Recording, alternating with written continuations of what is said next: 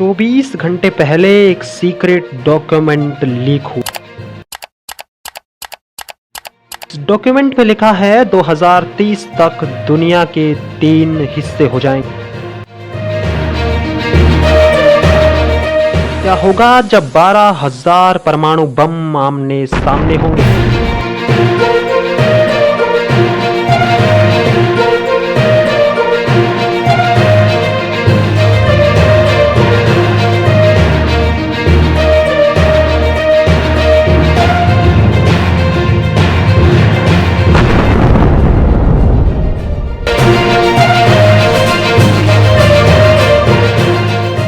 नमस्कार दोस्तों, आज के वीडियो में हम बात करेंगे दुनिया के 2 सबसे बड़े और सबसे ताकतवर गुटों की।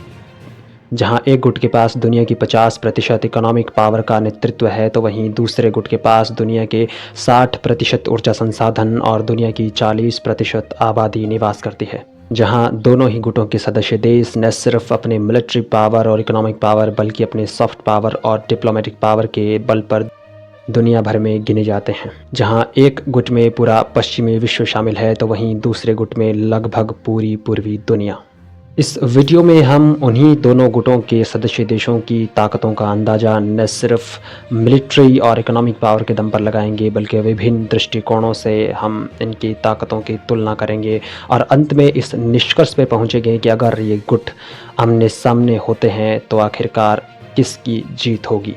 लेकिन इससे पहले ये जानना ज़रूरी है कि ये वीडियो आपके लिए किस तरह से फ़ायदेमंद है। अगर आप यूपीएससी या फिर किसी स्टेट पीसीएस के एस्पिरेंट हैं तो ये वीडियो आपके लिए बहुत ही महत्वपूर्ण है। आपके जीएस पेपर के अंदर आंसर राइटिंग और इंटरव्यू के अंदर आपकी जियोपॉलिटिकल समझ को ये वीडियो बहुत बेहतरीन लेवल तक बढ़ा देगा। दूसरा, अगर आप एक जागरूक नागरिक हैं और जियोपॉलिटिक्स में आप इंटरेस्ट रखते हैं तो ये वीडियो आपके लिए बहुत ही हेल्पफुल है। तो चलिए वीडियो की शुरुआत करते हैं। दोस्तों, ये टाइम था वर्ल्ड वॉर का, जब सेकेंड वर्ल्ड वॉर के बाद यूरोप की महाशक्तियाँ आर्थिक रूप से इतनी कमज़ोर हो चुकी थी कि वो अपने उपनिवेशों को भी संभाल नहीं पा रही थी। सेकेंड विश्व युद्ध के अंदर रशिया को अमेरिका के मिले धोखे के बाद रूस ने अपने साम्राज्यवाद और क्षेत्रवाद को बढ़ावा दिया। इसी से डरता फिरता यूरोप अमेरिका के पास गया और इसी स्थिति का फ़ायदा उठाते हुए अमेरिका ने नेटो नाम के एक गुट की स्थापना करी। 4 अप्रैल 1949 को जब नाटो की स्थापना होती है तो इसका प्रमुख उद्देश्य था पश्चिमी देशों को रूस के साम्राज्यवाद और समाजवाद से बचाना और रशिया के समाजवाद और साम्राज्यवाद का विस्तार को नियंत्रित करना। लेकिन जब 1991 में यूएसएसआर का विघटन होता है तो नाटो अपना अस्तित्व समाप्त नहीं करता है और वर्तमान तक लगभग ये 32 देशों का एक बड़ा गुट बनकर उभर के आता है, जो दुनिया पर कंट्रोल करने के लिए अपनी महत्वाकांक्षा समय समय पर जाहिर करता रहता है। किसी भी वैश्विक गुट की शक्ति का अंदाजा इस बात से लगाया जा सकता है कि उसके सदस्य देश कितने पावरफुल हैं। अगर बात करें नाटो की तो इसके 2 सबसे बड़े प्रमुख घटक हैं, जिनमें पहला है अमेरिका और दूसरा है यूरोप। आइए बात करते हैं नाटो के सबसे प्रमुख घटक और सबसे ताकतवर देश अमेरिका की। देखिए, किसी भी देश के जियोपॉलिटिक्स के 4 प्रमुख स्तंभ होते हैं, जिनमें पहला मिलिट्री पावर, दूसरा इकोनॉमिक पावर, तीसरा सॉफ्ट पावर और चौथा उस देश की डिप्लोमेटिक पावर।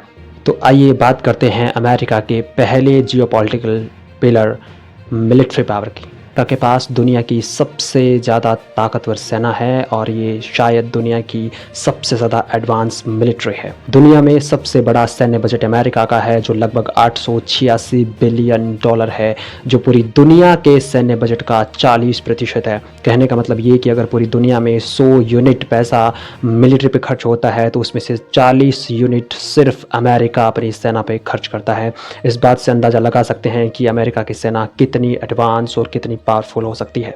अमेरिका की सैनिक क्षमता को हम 5 हिस्सों में बांट कर देख सकते हैं, जिसमें पहला उसकी आर्मी, दूसरा उसकी एयरफोर्स, तीसरा नेवी, चौथा उसकी स्पेशल फोर्सेस और पांचवा उसके एडवांस मिलिट्री वेपन। अमेरिका की आर्मी में लगभग 13 लाख एक्टिव सैनिक हैं। वहीं इसके नेवी के पास 11 विमान वाहक युद्धपोत हैं, जो कि दुनिया के सभी समंदरों पर राज करने के लिए काफ़ी हैं। अमेरिका के पास प्रत्येक महासागर के लिए अपना नेवी का एक पूरा फ्लीट है। वहीं इसके पास 300 से अधिक युद्धक पोत हैं। अमेरिका की वायुसेना के पास 5000 से अधिक फाइटर प्लेन्स हैं, जिनमें F-35, F-22 रैप्टर जैसे स्टील्थ फाइटर जेट के साथ साथ B-2 और B-52 स्टील्थ बॉम्बर हैं, जो किसी भी देश में घुसकर उसकी रडार के पकड़ में आए बिना उस देश में बॉम्बिंग कारपेट बिछा सकते हैं। यूएसए की सेना के पास सबसे स्पेशल है उसकी स्पेशल मरीन फोर्सेस, जो कि बहुत ही तेज़ी से और खुफिया हमला करने में कारगर हैं। इसमें 70,000 से अधिक जवान शामिल हैं। वहीं यूएस के मिलिट्री के पास सबसे अहम और सबसे एडवांस बात यह है कि यूएसए के पास अपनी एक स्पेस फोर्स है, जो दुनिया में पहला ऐसा कदम है। अगर बात करें यूएसए की एटॉमिक पावर, तो यूएसए के पास 5428 एटॉमिक बॉम्ब हैं, जिनमें से लगभग 1750 सक्रिय मोड पर रखे गए हैं।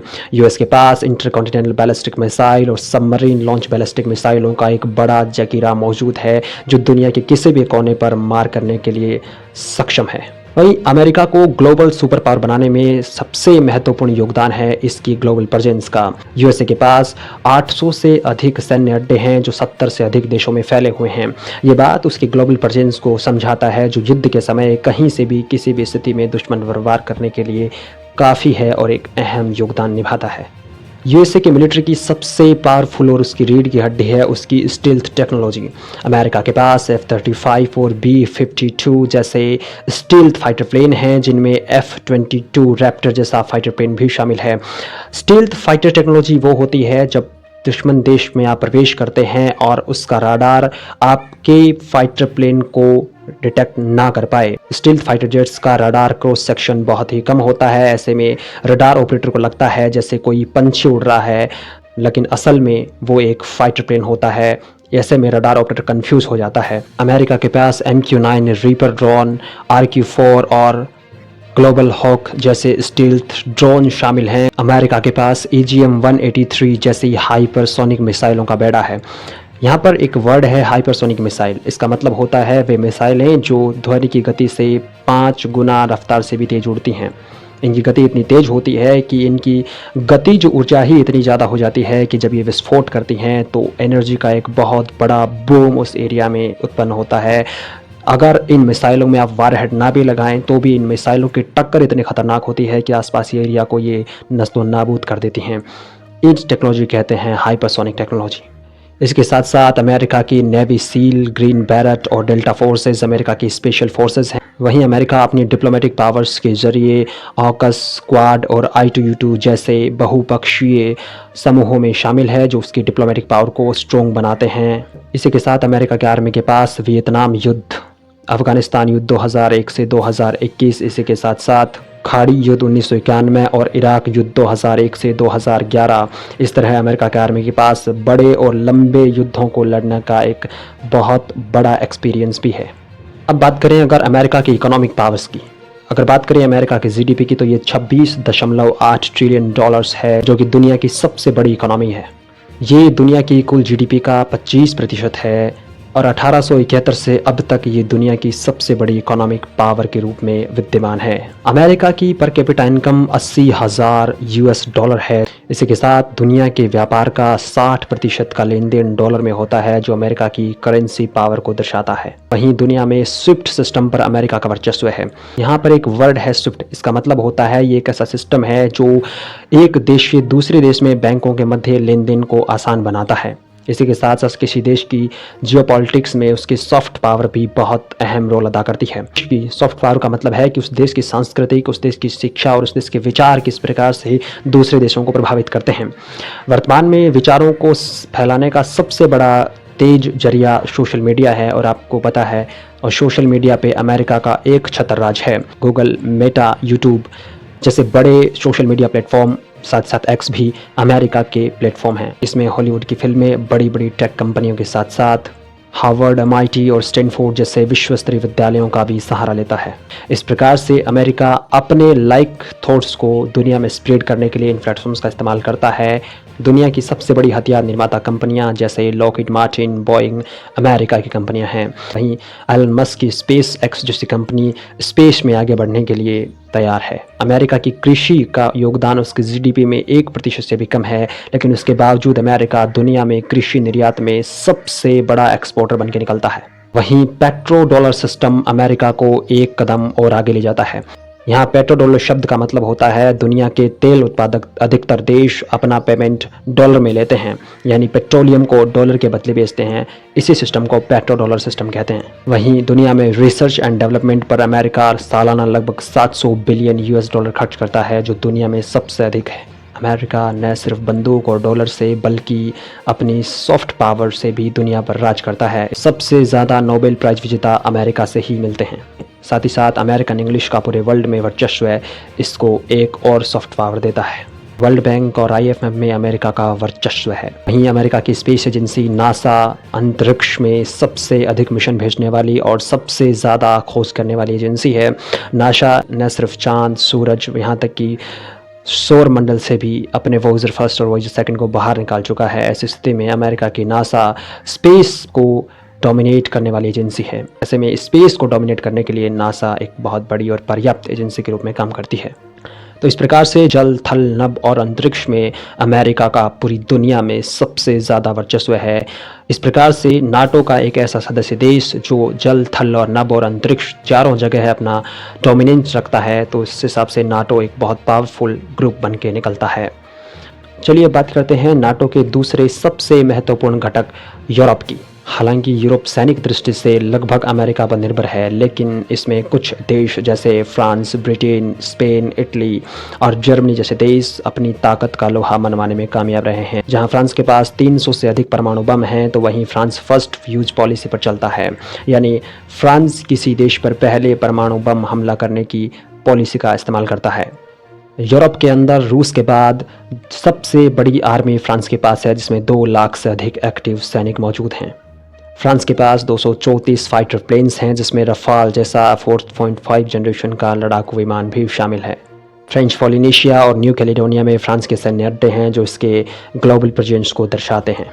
इसी के साथ एयरबस जैसे विमान बनाने वाली कंपनी फ्रांस के पास है। वहीं ब्रिटेन भी एक परमाणु शक्ति संपन्न राष्ट्र है और अपनी नेवी के लिए जाना जाता है। इसी के साथ ब्रिटेन की खुफिया एजेंसियां दुनिया में सबसे ज़्यादा विख्यात हैं। अगर बात करें यूरोप के डिप्लोमेटिक पावर्स की, तो इसके पास फ्रांस और ब्रिटेन जैसे देश हैं जो UN के अंदर वीटो पावर रखते हैं। वहीं यूरोप का अफ्रीका महाद्वीप और दक्षिण अमेरिका जैसे महाद्वीपों में भारी इन्फ्लुएंस है। वहीं ऑक्सफोर्ड, सोरबोन और कैम्ब्रिज जैसे विश्वविद्यालयों के जरिए यूरोप अपने विचारों को पूरी दुनिया में फैलाता है, जो उसके सॉफ्ट पावर को एक कदम आगे ले जाते हैं।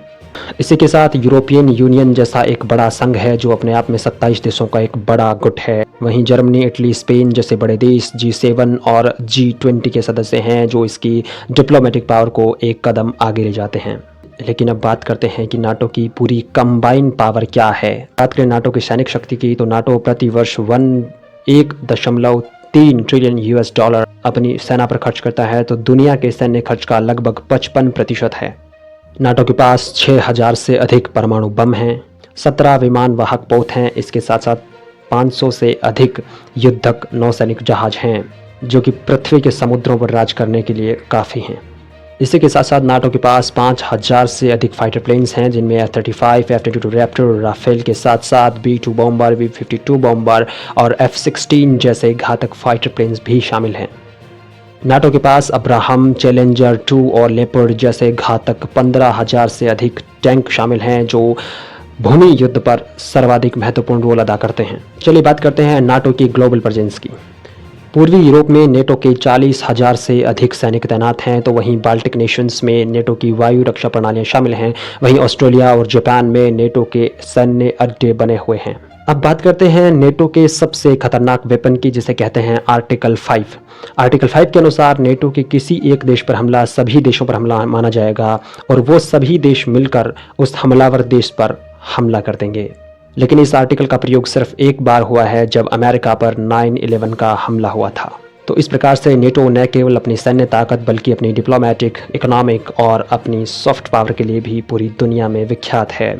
देखने से ऐसा लगता है कि नाटो का विकल्प इस दुनिया में कोई नहीं हो सकता, लेकिन हर खालिस्तान को एक दिन भरना होता है और नेटो के खिलाफ इस खाली पड़े स्थान को भरने का काम करा ब्रिक्स ने। जी हाँ, ब्रिक्स ने 1991 में जैसे ही USSR का विघटन होता है, रूस इस दुनिया में अकेला पड़ जाता है। धीरे धीरे पश्चिमी देश वैश्विक व्यवस्था में अपने पक्ष में नियमों को बनाते हैं और पूर्वी देशों के साथ कुछ कुछ अन्याय होता चला जाता है।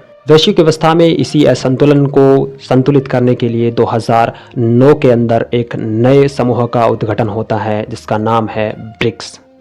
जहां नाटो एक तरफ विकसित देशों का एक सैन्य संगठन है तो वहीं ब्रिक्स एक तरफ एमर्जिंग इकोनॉमीज का एक ग्रुप है। लेकिन सवाल ये है कि क्या ब्रिक्स नेटो को टक्कर दे पाएगा या फिर नेटो का विकल्प बन के ब्रिक्स आ पाएगा। इस सवाल की पड़ताल करने के लिए हमको देखना होगा कि ब्रिक्स के सदस्य देश कितने ताकतवर हैं, उनकी मिलिट्री पावर, उनकी इकोनॉमिक पावर, सॉफ्ट पावर और डिप्लोमेटिक पावर किस प्रकार से दुनिया के नियमों को चेंज करने की क्षमता रखते हैं। तो आइए सबसे पहले बात करते हैं ब्रिक्स के सबसे ताकतवर देश चीन की, जो न सिर्फ सैनिक रूप से ब्रिक्स का सबसे ताकतवर देश है बल्कि इकोनॉमिक रूप से भी दुनिया की एक बड़ी महाशक्ति है। चीन 17.7 ट्रिलियन यूएस डॉलर के साथ दुनिया की दूसरी सबसे बड़ी इकोनॉमिक पावर है। वहीं इसकी per capita income 12,500 US dollar per year है। वहीं वैश्विक निर्यात में चीन का योगदान 14% का है। चीन दुनिया की वर्ल्ड फैक्ट्री कहा जाता है और ये दुनिया की सप्लाई चेन को बहुत हद तक अपने कंट्रोल में रखता है। चीन चाहे तो दुनिया के सप्लाई चेन को एक झटके में हिला सकता है। इसका उदाहरण आपने कोविड-19 में देखा होगा। चीन वैश्विक व्यापार को बढ़ाने के लिए बेल्ट एंड रोड इनिशिएटिव का सहारा ले रहा है। इसमें लगभग 1 ट्रिलियन यूएस डॉलर से अधिक का उसने निवेश किया है और ये 140 देशों को आपस में कनेक्ट करता है। वहीं चीन अपनी डिजिटल युआन से डॉलर को चुनौती देता हुआ नजर आ रहा है। 5G टेक्नोलॉजी, आर्टिफिशियल इंटेलिजेंसी, इसी के साथ साथ रेयर अर्थ मटेरियल में चीन यूएसए को टक्कर देता हुआ नजर आ रहा है। बात करें चीन की सैनिक क्षमता की तो चीन के पास दुनिया की सबसे बड़ी स्टैंडिंग आर्मी है जिसमें 20 लाख से अधिक एक्टिव सैनिक मौजूद हैं। चीन का सैन्य बजट 225 बिलियन यूएस डॉलर से भी अधिक है, लेकिन ये आधिकारिक है। अनऑफिशियल आंकड़ा इससे कहीं ज़्यादा हो सकता है क्योंकि चीन की अधिकतर खबरें बाहर नहीं आ पाती हैं। बात करें चीन की एटॉमिक पावर की तो इसके पास 400 से अधिक परमाणु बम हैं। इसके पास DF-41 इंटरकॉन्टिनेंटल बैलिस्टिक मिसाइल है जो दुनिया के किसी भी कोने में मार करने की क्षमता रखती है। वहीं खबरों में ऐसी भी है कि चीन के पास DF-ZF नाम की हाइपरसोनिक मिसाइल भी है। इनके पास 70 पनडुब्बियां और 3 विमान वाहक पोत हैं जो उसकी नेवी को एक वर्ल्ड लेवल नेवी बनाती हैं, जो उसकी नेवी को एक स्ट्रॉन्ग पोजीशन में लाकर खड़ा करती हैं। चीन दक्षिण चीन सागर में कृत्रिम द्वीप और एयरबेस बना रहा है जो उसकी समुद्र के अंदर ताकत को दोगुना कर रहे हैं। वहीं चीन दक्षिण अमेरिका और अफ्रीका के अंदर 60 बिलियन डॉलर से भी अधिक का निवेश कर चुका है जो उसकी ग्लोबल प्रेजेंस को दर्शाते हैं। और 2049 तक चीन विश्व की सबसे बड़ी इकोनॉमी बनने का सपना देखता है। इस तरह से ब्रिक्स के पास एक ऐसा सदस्य देश है जो नाटो के सबसे ताकतवर देश अमेरिका को काउंटर करने की क्षमता रखता है, क्योंकि चीन के पास जो सबसे बड़ी ताकत है वो है रेयर अर्थ मटेरियल। दुनिया के लगभग 50% से अधिक रेयर अर्थ मटेरियल चीन के अंदर हैं और चीन जब चाहे तब अमेरिका की इस सप्लाई चेन को काट सकता है और अमेरिका की टेक्नोलॉजी को बर्बाद करने की क्षमता तक चीन रखता है। चलिए बात करते हैं ब्रिक्स के दूसरे सबसे ताकतवर सदस्य रूस की। बात करें रूस की सैन्य क्षमता की तो रूस के पास लगभग 6000 एटॉमिक बम हैं जिनमें से लगभग 2000 एटॉमिक बम हमेशा सक्रिय मोड पर रहते हैं। वहीं पूरे नाटो के पास कुल मिलाकर 6000 एटम बम हैं। रूस के पास जिरकॉन नाम की हाइपरसोनिक मिसाइल है जो लगभग 25 मैक की रफ्तार से ट्रेवल करती है। वहीं आपको ये बता दें कि यहाँ एकमात्र ऐसा देश रूस है जिसके पास टेस्टेड हाइपरसोनिक मिसाइल है। इसके अलावा दुनिया के किसी भी देश के पास टेस्टेड और लंबी दूरी तक मार करने वाली हाइपरसोनिक मिसाइल नहीं है। वहीं रूस की आर्मी के अंदर 10 लाख से अधिक एक्टिव सैनिक हैं। इसी के साथ 12,000 से अधिक बैटल टैंक हैं जिसमें T-90 tank, T-14 armada tank जैसे विध्वंसक टैंक शामिल हैं। रूस के पास 4000 से अधिक फाइटर प्लेन्स हैं जिनमें Su-57 जैसा फाइटर प्लेन भी शामिल है। रूस के पास 60 से अधिक पनडुब्बियां हैं जो पानी पर रूस को एक कदम आगे रखती हैं। अमेरिका के बाद रूस दुनिया का सबसे बड़ा हथियार एक्सपोर्टर कंट्री भी है। रूस के पास S-400 और S-500 जैसे उन्नत वायु रक्षा प्रणालियां हैं जो दुनिया में किसी भी हवाई हमले को रोकने में सक्षम। बात करें रूस की आर्थिक शक्ति की, आर्थिक शक्ति के अंदर रूस जिस चीज में सबसे ज्यादा एडवांस और सबसे ज्यादा आत्मनिर्भर है वो है उसकी ऊर्जा सुरक्षा। सीधी सी बात है, दुनिया ऊर्जा के भरोसे चलती है। रूस के पास दुनिया का 1/4 गैस रिजर्व है। वहीं 10.5 मिलियन बैरल तेल प्रतिदिन रशिया निकालता है। इसी के साथ यूरोप की 40% गैस की आवश्यकता को रशिया पूरा करता है। बात करें रूस की इकॉनमी की तो ये 2.2 ट्रिलियन यूएस डॉलर है। वहीं इसकी per capita income 15,000 US dollar है। इसी के साथ 600 बिलियन यूएस डॉलर का इसके पास फॉरेक्स रिजर्व है। इस तरह से ब्रिक्स के पास एक ऐसा सदस्य देश रूस के रूप में मौजूद है जो अगर युद्ध की स्थिति बनती है तो किसी भी परिस्थिति में ब्रिक्स के देशों को एनर्जी पूर्ति करने में सक्षम है। चलिए बात करते हैं ब्रिक्स के तीसरे सबसे ताकतवर देश और एक इमर्जिंग इकोनॉमी की, जिसका नाम है भारत। भारत विश्व की 5वीं सबसे बड़ी इकोनॉमी और सबसे बड़े लोकतंत्र के रूप में अपनी युवा शक्ति के लिए जाना जाता है। इसी कारण भारत 21वीं सदी का एक प्रमुख वैश्विक खिलाड़ी बनने की तरफ अग्रसर है। अगर हम बात करें भारत की इकोनॉमिक पावर की तो ये दुनिया की 5वीं सबसे बड़ी इकोनॉमी है और इसकी जीडीपी 4 ट्रिलियन यूएस डॉलर से भी अधिक है। भारत की इकोनॉमिक ग्रोथ 6 से 7% पर ईयर है, जो कि दुनिया में लगभग सबसे अधिक है। भारत दुनिया की फार्मेसी के रूप में जाना जाता है, अर्थात भारत के अंदर दवाएं बहुत सस्ती बनती हैं और इफेक्टिव बनती हैं। ऐसी स्थिति में किसी भी परिस्थिति में भारत ब्रिक्स के देशों को स्वास्थ्य संबंधी सुविधाएं बहुत ही कम कीमत में उपलब्ध करवा सकता है। बात करें भारत की सैनिक शक्ति की तो भारत के पास दुनिया की चौथी सबसे बड़ी और सबसे ताकतवर आर्मी है, जिसमें 14 लाख से अधिक एक्टिव सैनिक मौजूद हैं। भारत का सैन्य बजट लगभग 82 बिलियन डॉलर है। भारत के पास 160 से अधिक परमाणु बम हैं। वहीं अग्नि 5 जैसे इंटरकॉन्टिनेंटल बैलिस्टिक मिसाइल है, जिसकी रेंज 5000 से भी अधिक है और ये एटॉमिक वॉरहेड ले जाने में सक्षम है। इसी के साथ भारत के पास दुनिया की सबसे खतरनाक टैक्टिकल क्रूज मिसाइल ब्रह्मोस है, जो अपने एक्यूरेट टारगेट के लिए जानी जाती है। भारत के पास 2 विमान वाहक पोत और 3 परमाणु पनडुब्बियां हैं, जो इसे पानी के अंदर राज करने के लिए एक कदम आगे रखती हैं। भारत का जियोपॉलिटिक्स में सबसे मजबूत स्तंभ है उसकी सॉफ्ट पावर। चूंकि भारत हिंदू धर्म, बौद्ध धर्म, जैन धर्म और सिख धर्म का उत्पत्ति स्थल है, इसलिए ये बिंदु भारत को डिप्लोमेसी के अंदर एक कदम आगे रखता है। इन तीनों सदस्य देशों के अलावा साउथ अफ्रीका और ब्राजील, इसी के साथ ईरान, सऊदी अरब, इथोपिया, मिस्र जैसे अन्य सदस्य देश भी शामिल हैं, जो अपनी ग्लोबल प्रेजेंस के लिए जाने जाते हैं। मतलब ये कि इन देशों की जो वर्ल्ड मैप पे लोकेशन है वो इतनी सटीक और शानदार है कि वहाँ से हम किसी भी वर्ल्ड के देश को कंट्रोल करने में महत्वपूर्ण भूमिका निभा सकते हैं। जैसे ईरान और सऊदी अरब मिडिल ईस्ट के 2 ताकतवर देश हैं और इन देशों का ब्रिक्स में शामिल होना एक अहम कदम है। इसी के साथ दक्षिण अफ्रीका का देश मिस्र, जो स्वेज कैनाल पर कंट्रोल करता है, वो भी ब्रिक्स का एक सदस्य है और स्वेज कैनाल से लगभग 40% ट्रेड होता है, जिस पर ब्रिक्स के देश मिस्र का कंट्रोल है। अब अगर हम बात करें ब्रिक्स की कंबाइन ताकत क्या है, ये तो हमने एक एक सदस्य देश की ताकत देखी है। अब हम बात करेंगे ब्रिक्स की कंबाइन पावर क्या है, क्या ये नाटो को कंट्रोल करने में सक्षम है। देखिए, ब्रिक्स अपने आप को कोई सैन्य संगठन घोषित नहीं करता है। ब्रिक्स अपने आप को सिर्फ एक राजनीतिक और एक आर्थिक संगठन के रूप में देखता है। ब्रिक्स दुनिया की 30% इकोनॉमी को कंट्रोल करने के साथ साथ ये 40% आबादी का नेतृत्व करता है। वहीं 25% वैश्विक व्यापार पर नियंत्रण रखता है। इसी के साथ ये दुनिया की 60% से अधिक तेल उत्पादन पर नियंत्रण रखता है। पश्चिमी देशों की इकोनॉमिक पावर को टक्कर देने के लिए वर्ल्ड बैंक और IMF का विकल्प के रूप में ब्रिक्स ने न्यू डेवलपमेंट बैंक की स्थापना की है। यहाँ सबसे बड़ी बात यह है कि न्यू डेवलपमेंट बैंक में प्रत्येक सदस्य देश का सिर्फ एक वोट होता है, अर्थात यहाँ लोकतंत्र का बखूबी इस्तेमाल किया गया है।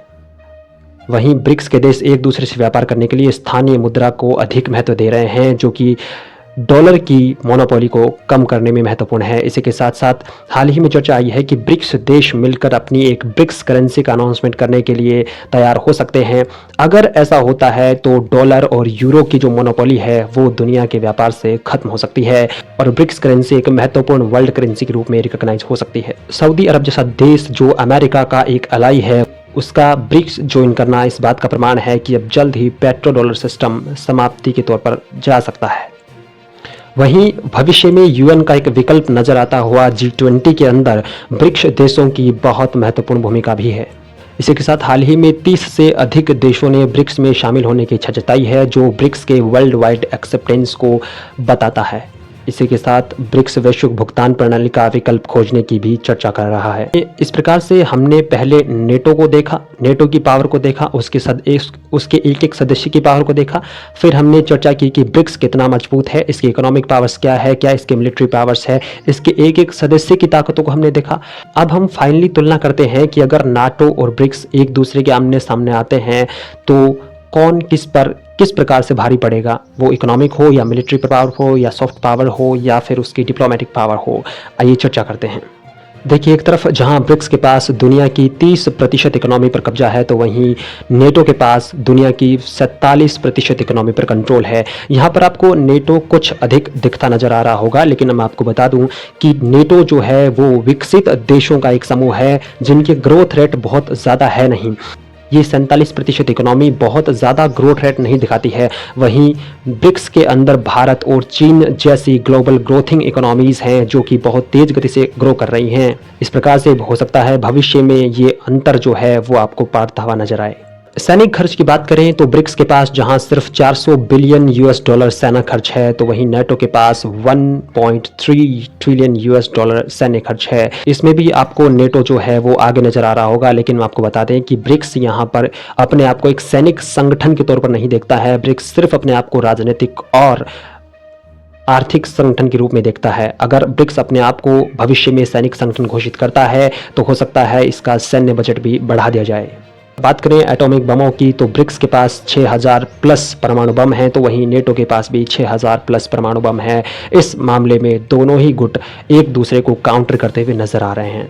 इसी के साथ बात करें दोनों समूहों के जियोलॉजिकल प्रेजेंट की, तो ये भी एक दूसरे से कम नहीं है। जहां पर नेटो के पास 800 से अधिक पूरी दुनिया में सैन्य अड्डे हैं, तो वहीं ब्रिक्स के पास भारत, चीन और रूस जैसे बड़े क्षेत्रफल वाले देश शामिल हैं जो दुनिया के लगभग 1/4 क्षेत्र को कवर करते हैं। तो इस विश्लेषण से आपको क्या लगता है, अगर दोनों ग्रुप एक दूसरे से टक्कर लेते हैं? देखिए, वर्तमान में जो युद्ध लड़े जाते हैं वो सैनिक युद्ध नहीं लड़े जाते हैं, क्योंकि सबको पता है अगर दो महाशक्तियां आपस में लड़ेंगी, अगर मिलिट्री के दम पे लड़ेंगी तो दोनों ही खत्म हो जाएंगी, किसी की विजय नहीं होगी।